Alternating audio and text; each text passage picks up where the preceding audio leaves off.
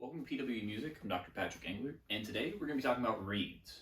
So without dating the video too much, we're coming into our winter break, and this is a time where a lot of us I know kind of struggle with keeping consistent routine, where everything's crazy. We got a lot of gigs to play, worried about finals maybe, and just trying to make it to the end of the year.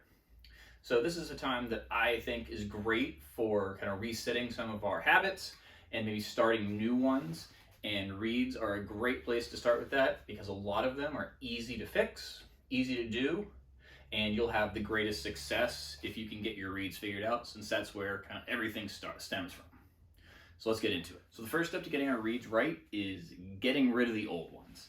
So if there are any that are broken, chipped, warped, or otherwise, let's just start fresh, get rid of them if they're not playing. I mean, even if they're not playing to how you want and they're still a perfectly fine reed, maybe set that one aside if you want to work on them and experiment with fixing and adjusting your reeds.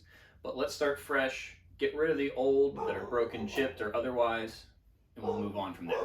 The next step, and this works really well if you're starting with a fresh box or a fresh set of reeds, but you can even do this if you're working with your existing set, is we're going to start rotating our reeds and establishing a system for working through all of them so that they wear and play evenly. And so this is important because as we play on the reeds, they're going to break down, the fibers are going to get weaker, and so we don't want one that we play on a lot and get comfortable with to keep getting softer and softer as we play on it, and then everything else comparatively stays harder, and so it's less and less similar to what we're used to playing on. You want to play through all your reeds. So they're all about the same level. Of course, some will be a little bit harder, some will be a little bit softer, and that's natural, and we kind of desire that in a way, because depending on the day, we might want one that's a little harder or a little bit softer. But overall, we all want them to be kind of on the same level of play, and so that's why we want to rotate them. And so establish a system where you're getting through all of them in a practice session, or you work through all of them through one day of playing or through a week of playing, and just make sure that we are starting a system so that we rotate through all of them. So here we'll take a slight detour and I'll plug, make sure you have a reed case. So if you're working on rotating your reeds or establishing a system for making sure all your reeds wear evenly, reed case is indispensable. Of course, it's really important to keep your reeds protected. That's going to help them last longer if you're not chipping them and breaking them, just throwing them back in the case or leaving them on the mouthpiece. It's going to help prevent them from warping since they have a flat surface that they can sit on and rest when they're drying out after you're done playing. And for rotating them, it's really easy to have that visual representation of where exactly it is on the case, or you can even label them, label the slots on the case or label the back of the reed. Whatever, doesn't matter, you follow your system, but a case is really important, and this is something that I notice less and less new and younger players have. And this is a really important thing, especially at that stage, since you're less familiar with the instrument, less familiar with how things work, you're not going to be as careful with your reeds. Extra important to have a case to protect them. And there are a number of varieties. You pick the one you like. Obviously there are the mass-produced ones. There are also ones produced by people such as myself.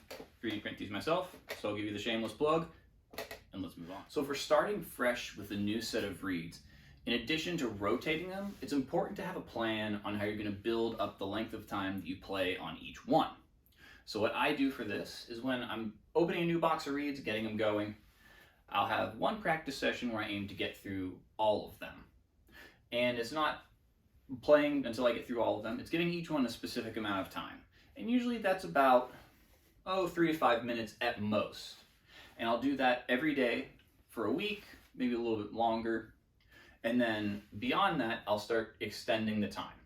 And if you don't have the flexibility to practice on your own and make this happen, you can also do this during your band class or other rehearsals.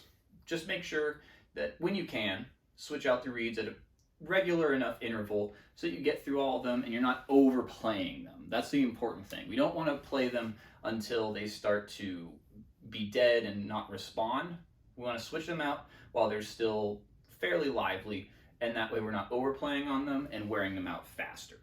Another note with starting new reeds is when you're done playing on it, you want to take a second to wipe the excess moisture and spit off of it before you put it back in the case. And so what I do is I'll just wipe down every surface between the tips of my fingers, get that excess moisture off. There'll still be a little bit in the reed, but that's okay to let it dry. And as gross as it is, I like using the tips of my fingers because that helps get some of the oils from your fingers will get in between the pores of the reed and help seal it, which helps prevent it from warping when it's drying out, and it'll help the reed last longer. Gross, but it helps. That about covers it for refreshing our reeds and reed habits for the new year and getting off on the right foot. I hope you enjoyed the video. Hope it helps. If you have any questions, drop them in the comments. Appreciate you watching. We'll see you in the next video.